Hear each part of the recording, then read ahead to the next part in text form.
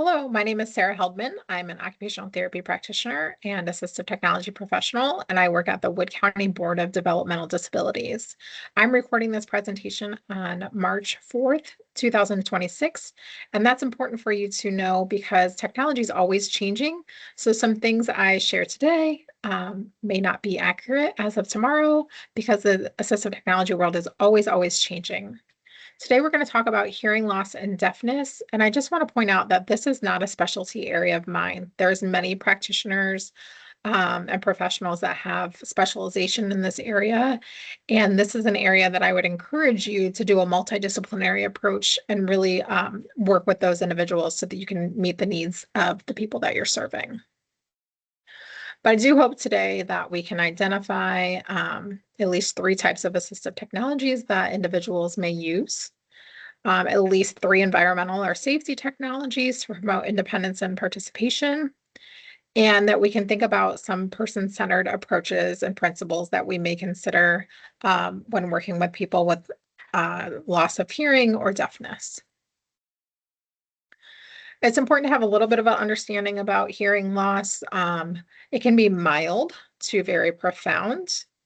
It can be congenital, meaning the individual was born with that, or it can be acquired, meaning they acquired it at some point due to accident, injury, disability, or just age-related. So it can be age-related hearing loss.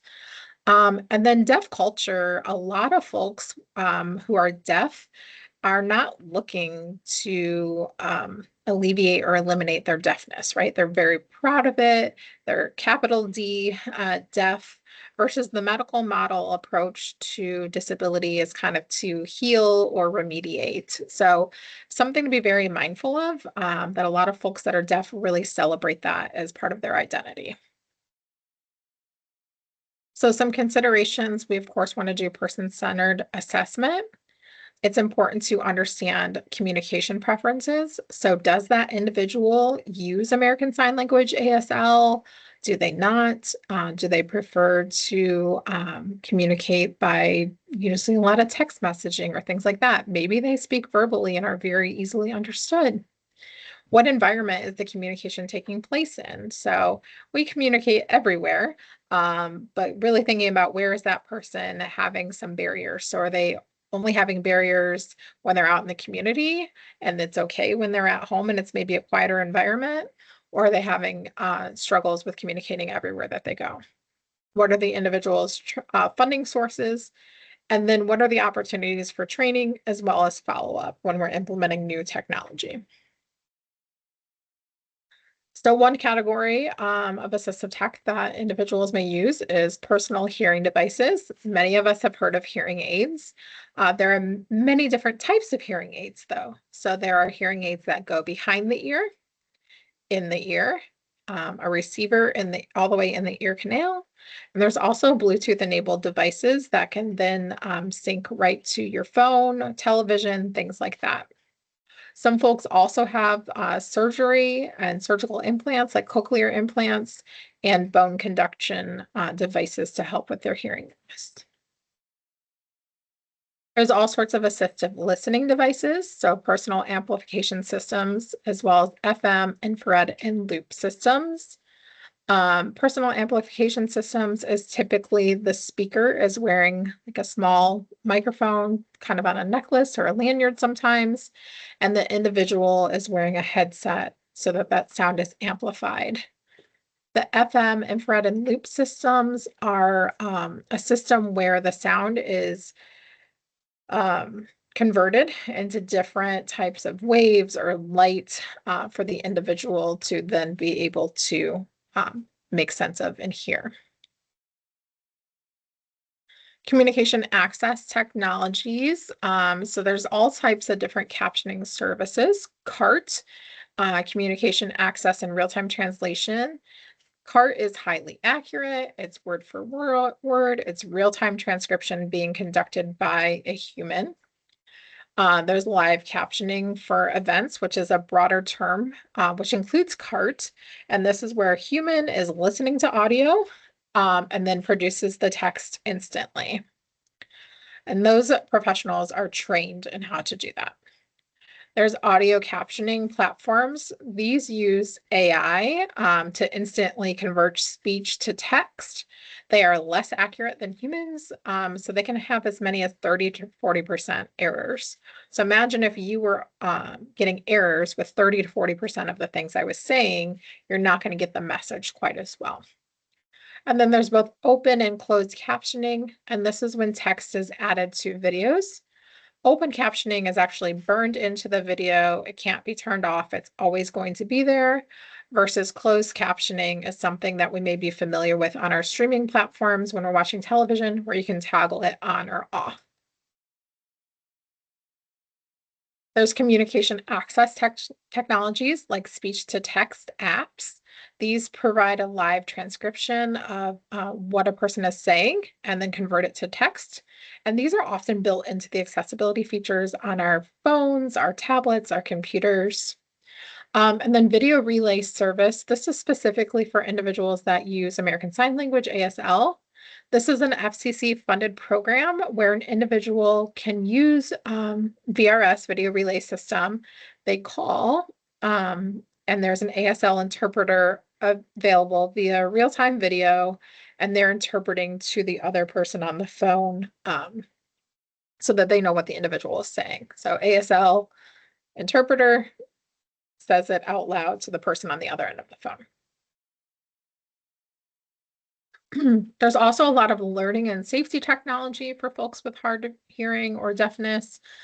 So visual and vibrating alerts. So things like flashing doorbells. So when someone presses the doorbell, rather than the auditory output, it does a flashing light.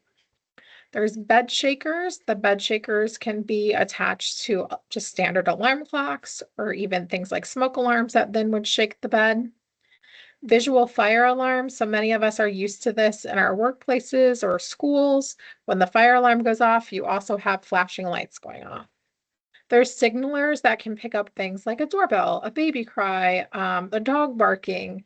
Those work by, there's the signaling device, and then the individual actually wears, it almost looks like a little pager, and that will vibrate when it hears that frequency or that sound. Also, some smart home integration. You may consider watching the other video that is specific about smart homes and smart speakers, but you can do smart lights for alerts. So when you can program Alexa or Google, when this happens, you flash the lights this color. Smart watches with vibration notifications. So I'm getting a vibration on my wrist because someone is texting me, or I'm getting a vibration on my wrist because my doorbell is ringing. And then video doorbells, the individual can see who's at the door and then be able to allow them into the home or not. There's tons of smart phone accessibility and apps, so I highly encourage you to explore more. There's things like live captioning or transcribe. Otter has become very popular, note taker. So if you think about a person that has some hard hearing, or they are deaf and they're not able to pick up on everything that's happening in a meeting, those Otter notes may be helpful to them after the fact. If you're going to use that, just make sure that you have approval to use that. I know that some government entities and some government meetings have not approved using that AI. Sound recognition and notifications. So again, a specific sound happens, and then your smartphone is able to detect, hey, that was the doorbell, and give you that notification. Some really interesting stuff is happening specific to Apple for the hearing accommodations. So the AirPod Pros 2 and 3 are actually both clinical grade hearing aid features. So the AirPods can be worn and utilized in conjunction with an iPhone to operate as hearing aids. So that is very interesting to me, especially when you consider like the cost of AirPods as opposed to potentially having to purchase hearing aids out of pocket or replacing hearing aids if they've been lost or broken. So I encourage you to look both for Android and iPhone under settings and accessibility For Android, it's called Hearing Enhancements. For iPhone, it's called Hearing, and they both have an icon of an ear when you get to those settings. So lots of new features coming out for that. So quick case study here. Mark is 62 years old and is experiencing moderate to severe age-related hearing loss. He lives with a roommate and is active in his community, attending church, social gatherings, and volunteering with his People First group. Over the past several years, he has started to withdraw from the group conversations because he's struggling to understand speech in noisy environments. He also reports difficulty hearing the doorbell and smart alarm, which has raised safety concerns. So we're noticing here with Mark, he's having difficulty understanding speech, especially when there's a lot of background noise. He's having a hard time hearing at church and in community meetings. He has some safety concerns now, and he's getting frustrated and is having some social withdrawal. So I want you to pause the video and think about what are some solutions that you would potentially recommend for Mark, some assistive technology solutions. And then we'll come back and we'll share together. Okay, did you have the opportunity to try? So here are some things that I came up with using a remote microphone system. So his pastor or priest or leader at his church could use a remote microphone system so that he's able to better hear what's happening during his church service.